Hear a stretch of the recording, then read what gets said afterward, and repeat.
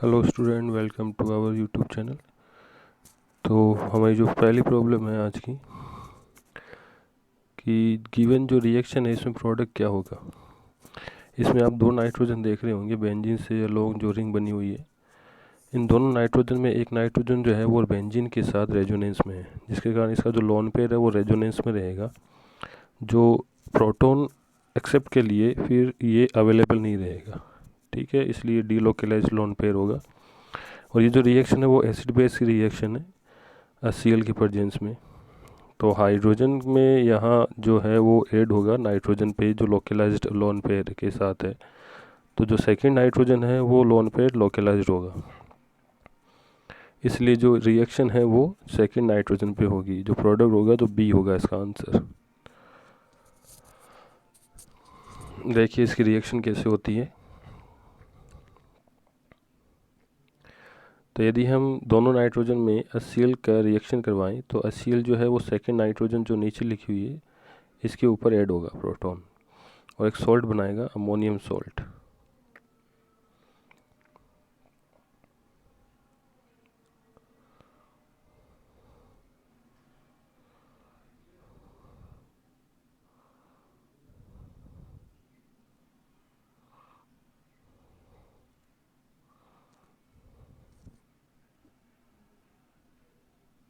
Okay,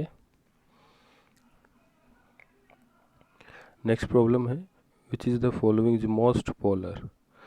दिए गए जो कंपाउंड है नीचे बाईसाइक्लिक कंपाउंड है, इसमें से मोस्ट पोलर जो बाईसाइक्लिक कंपाउंड वो हमें देखना है। देखो पहले वाला जो है वो एंटी एरोमेटिक है, और एंटी एरोमेटिक जो होते हैं वो क्या करते हैं, रेजोनेंस को रेजिस्ट करते हैं। तो ये रेजोनेंस नहीं करना चाहते हैं, जिससे चार्ज सेपरेशन हो नहीं पाएगा। तो चार्ज सेपरेशन नहीं होगा तो पोलरिटी नहीं होगी। पोलरिटी क्योंकि डायपोल मूवमेंट पे बेस्ड एक प्रॉपर्टी होती है, जिसमें डायपोल मूवमेंट जीरो होता है वो नॉन पोलर होता है। तो सी जो मॉलिक्यूल है इसमें भी पोलरिटी नहीं आएगी, इसमें जो पाई बॉन्ड्स है वो सिर्फ डिलोकलाइज्ड होंगे। और डी जो ऑप्शन है इसमें दोनों चार्जेस सेम है, तो इसमें भी पोलरिटी यहाँ पे ऑब्जर्व नहीं होगी। जो बी है हमारा कंपाउंड, इसे एजुलिन बोलते हैं। 7 मेंबर और 5 मेंबर रिंग एक दूसरे से क्लोज्ड है, बाईसाइक्लिक कंपाउंड है ये। तो azulene is a polar molecule. तो यहाँ हम एजुलिन की स्ट्रक्चर बना के इसमें देखते हैं कि इसमें पोलरिटी कैसे होती है। ठीक है, एक इसमें तो स्ट्रक्चर है वो थोड़ी सी मिस्टेक है। यहाँ पे ये जो 7 मेंबर रिंग का जो बॉन्ड है वो यहाँ ना हो के आप वहाँ देखना, ऑप्शन में मिल जाएगा आपको। लेकिन यहाँ पे जो पोलरिटी आती है उसका रीज़न ये होता है कि रेजोनेंस के कारण ये जो बॉन्ड शिफ्टिंग आप देख रहे हैं, बॉन्ड शिफ्टिंग से 7 मेंबर रिंग में पॉजिटिव चार्ज आ जाता है और 5 मेंबर रिंग में नेगेटिव चार्ज आ जाता है। तो एजुलिन जो कंपाउंड है वो एक टाइप से पोलर कंपाउंड होते हैं।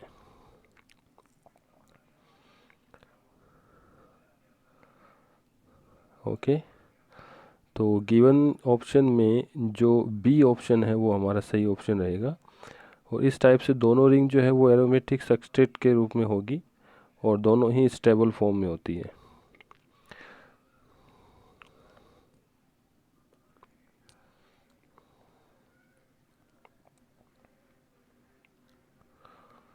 तो मोस्ट पोलर कंपाउंड जो है एजुलिन है, ऑप्शन बी।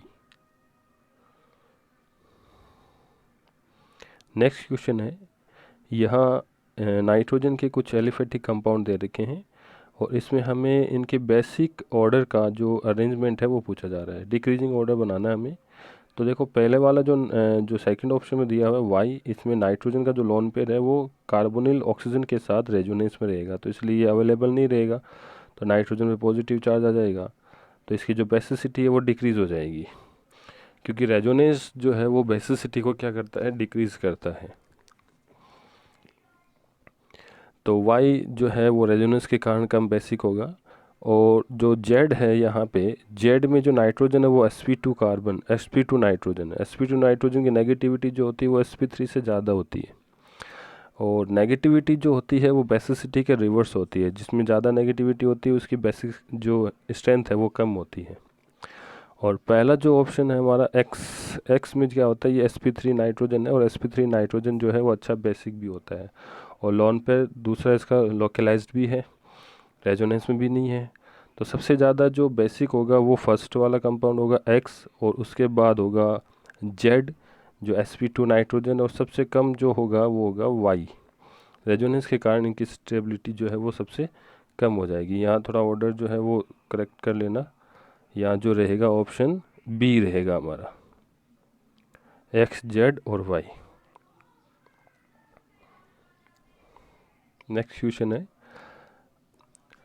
साइक्लोऑक्टा ट्राइन दिया हुआ है जिसमें 2 Cl ग्रुप लगे हुए हैं, और इसके रिएक्शन हम SbCl5 के साथ करवा रहे हैं। SbCl5 is a chlorine accepting molecule, तो ये लुईस एसिड बिहेवियर शो करता है और क्लोरीन को एक्सेप्ट करेगा।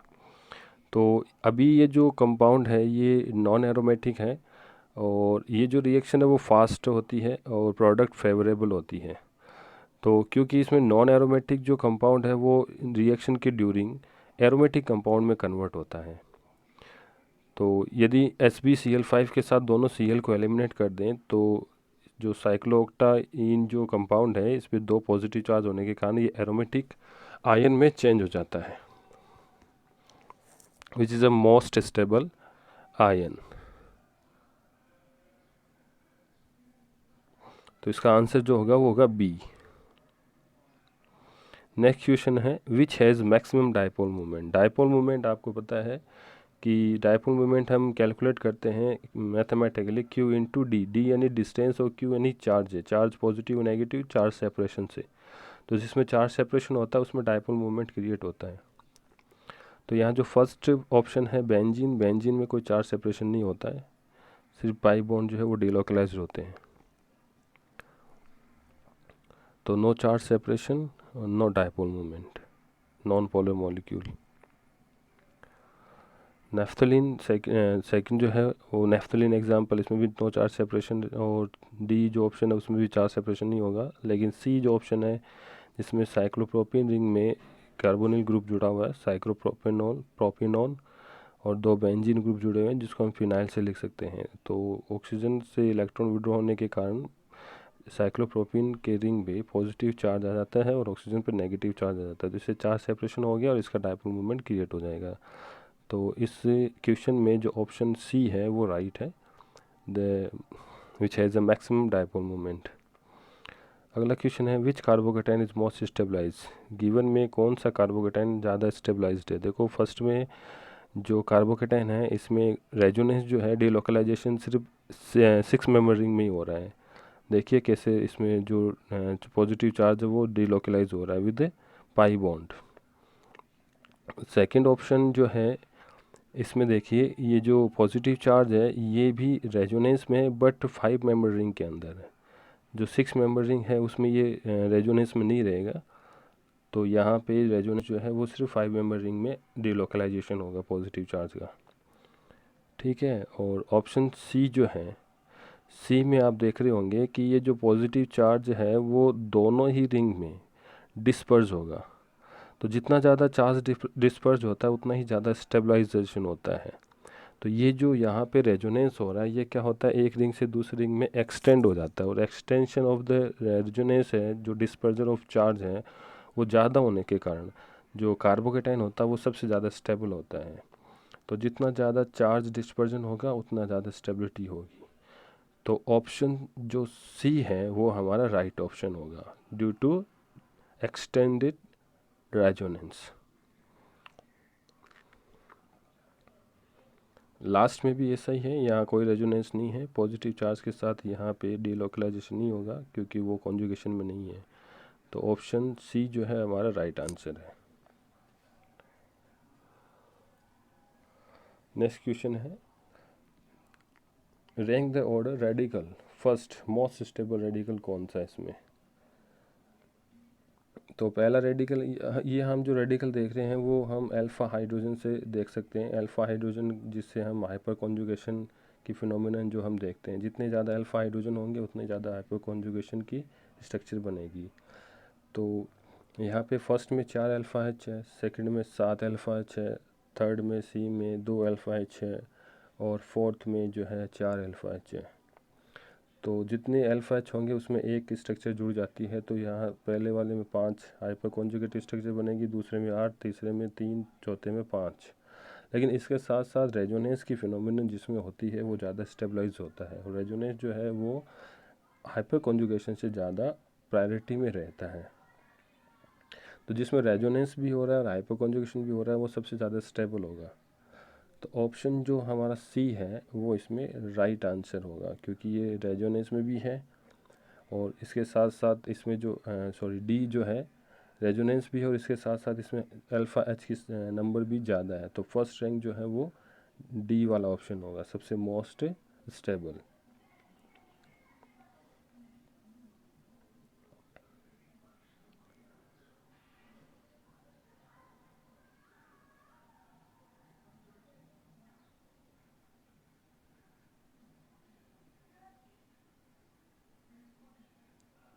तो यहाँ यदि हम ऑर्डर बनाएं तो ऑर्डर में हम देख सकते हैं डी सबसे ज़्यादा होगा, उसके बाद सी, उसके बाद बी और सबसे कम जो स्टेबल है वो ए होगा।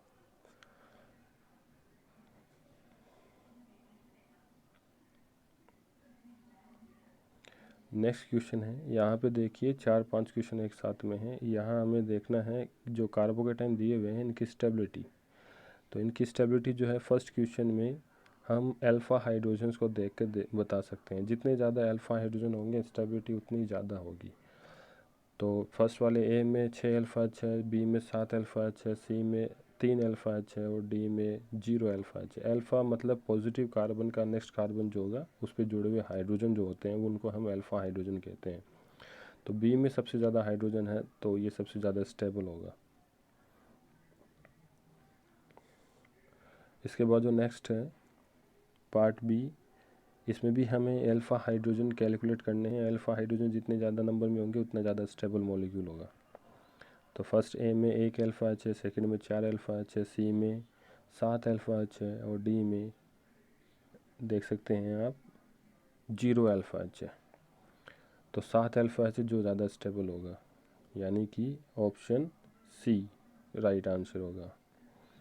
अगला है पार्ट सी। पार्ट सी में आपको देख रहे होंगे फिर से कार्बोकेटाइन है, इनमें भी हमें अल्फ़ा हाइड्रोजन जो है वो ही कैलकुलेट करने हैं। तो ए ऑप्शन में जो है उसमें 7 अल्फ़ा हाइड्रोजन है, बी में 4 अल्फ़ा हाइड्रोजन है, सी में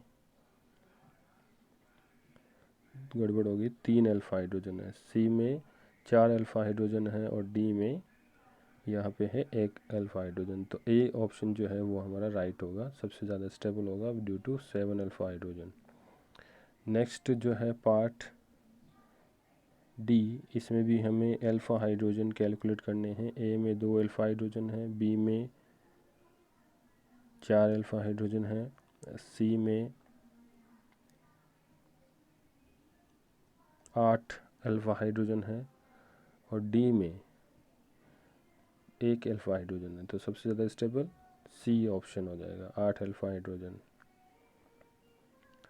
नेक्स्ट जो पार्ट है इसमें हमें अल्फ़ा हाइड्रोजन और दूसरा हमें देखना है कि इनमें हम वांडर वाल रिपल्शन जो फोर्स है वो किस में ज़्यादा लग रहा है। जिसमें ज़्यादा वांडर वाल फोर्स रिपल्शन होगा वो सबसे कम स्टेबल होगा, क्योंकि जो एल्केन है ट्रांस और सिस, इनमें जो हम क्लोज पैकिंग करते हैं तो सिमिलर ग्रुप जो होते हैं वो ज़्यादा रिपल्स करते हैं दूसरे को, जहाँ रिपल्शन होता है वो वांडर वाल रिपल्शन होता है।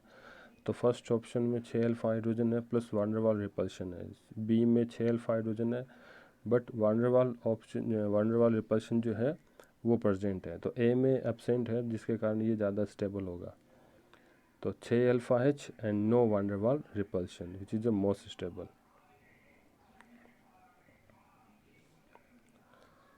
लास्ट वाला जो है पार्ट, इसमें हमें कॉन्जुगेशन देखना है। जो पॉजिटिव चार्ज है उसका जो रेजोनेंस हमें देखना है विद अल्फ़ा हाइड्रोजन। तो फर्स्ट ए में है 1 अल्फ़ा एच, सेकेंड बी में भी है 1 अल्फ़ा एच, ठीक है, and plus extension of resonance, यानी कि यहाँ पे रेजोनेंस जो है वो बेंजीन के साथ एक्सटेंड होगा तो उतनी ज़्यादा रेजोनेटिंग स्ट्रक्चर वहाँ पे बनने वाली है। सी में आप देखिए यहाँ पे एक्सटेंशन ऑफ रेजोनेंस कैसे होगा, ये बी का जो कैटायन है वो, तो यहाँ पे ये जो रेजोनेंस है वो इस रिंग के पाई बॉन्ड के साथ भी एक्सटेंड होता है। तो जितना ज़्यादा रेजोनेटिंग स्ट्रक्चर बनती है उतना ज़्यादा स्टेबल कैटायन बनेगा, क्योंकि यहाँ पॉजिटिव चार्ज उतना ही ज़्यादा डिस्पर्स हो जाएगा। जो अभी हमने पिछले वाले क्वेश्चन में किया था वही सेम यहाँ पे हमें देखने को मिल रहा है। तो more dispersion of the charge is more stability. तो यहाँ पे जो मोस्ट स्टेबल केटाइन जो होगा कार्बोकेटाइन वो ऑप्शन बी का होगा।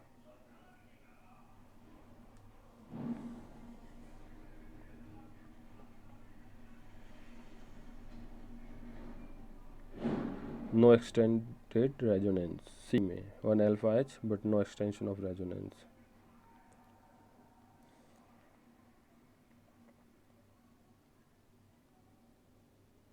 नेक्स्ट क्वेश्चन है the most stable canonical structure of given compound.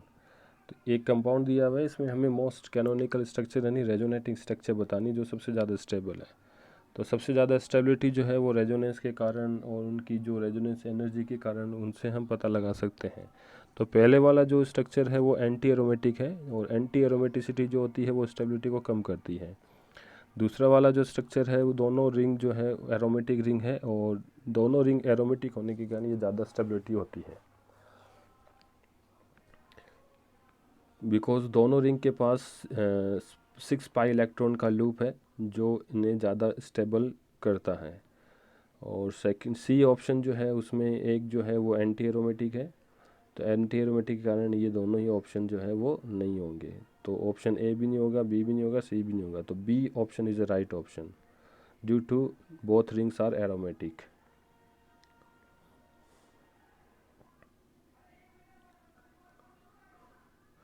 Next जो है यहाँ पे एक लिस्ट दी हुई है, इसमें हमें देखना है कौन सा हाइड्रोजन सबसे ज़्यादा एसिडिक है। तो सबसे पहले वाले ऑप्शन में जो बी है वो सबसे ज़्यादा एसिडिक होगा। देखो एसिडिक करेक्टर जो है वो नेगेटिव इफेक्ट के कारण, negative inductive effect, negative resonance effect, okay, और इलेक्ट्रोनेगेटिविटी, इन सबसे ज़्यादा मेजर्ड होता है। तो यहाँ पे ऑप्शन बी में जो है वो नाइट्रोजन सबसे ज़्यादा नेगेटिविटी का होता है, जिसके कारण इसका एडजेसेंट जो कार्बन है वो एसिडिक हो जाएगा और इसी कारण इसका जो प्रोटॉन लगा हुआ है अल्फा प्रोटॉन वो ज़्यादा एसिडिक होगा।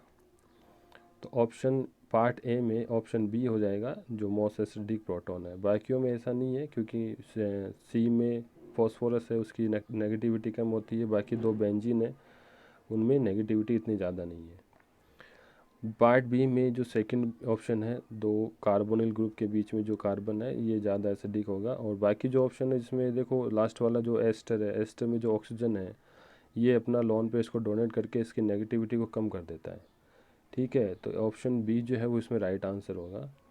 दोनों कार्बोनिल ग्रुप जो है वो ज़्यादा नेगेटिव इफेक्ट इस पर डालते हैं, जिसके कारण जो अल्फा कार्बन है वो ज़्यादा एसिडिक नेचर का हो जाता है। थर्ड में जो बी वाला ऑप्शन है फिनॉल, नाइट्रोफिनॉल, पैरा पोजीशन पे इसमें माइनस आई इफेक्ट भी लगता है और माइनस एम इफेक्ट भी लगता है, जिसके कारण इसकी एसिडिटी जो है वो बढ़ जाती है, ओके। और फर्स्ट में प्लस आई इफेक्ट लग रहा है, सी में जो प्लस आर इफेक्ट लग रहा है और डी में जो है माइनस आई इफेक्ट लग रहा है। तो बी जो ऑप्शन है इज़ द राइट ऑप्शन।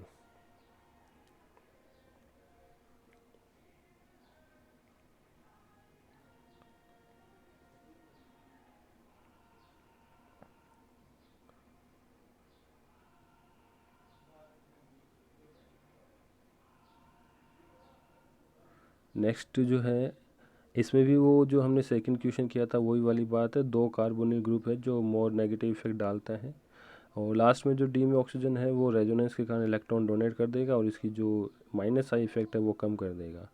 तो B option is right option, the most acidic proton. और लास्ट वाले में जो है कार्बोक्सिलिक एसिड ये ज़्यादा एसिडिक होगा, ओके, क्योंकि इसकी जो पी के वैल्यू वो सबसे कम आती है, जिसकी पी के वैल्यू कम आती है उसकी के ई वैल्यू जो है वो बढ़ जाती है। और एसिडिक स्ट्रेंथ जो होती है वो के ए के डायरेक्ट प्रोपोर्शनल होती है और पी के ए के रिवर्स होती है। जिसके लिए पी के वैल्यू लोअर होती है वो ज़्यादा एसिडिक होता है और जिसके लिए पी के वैल्यू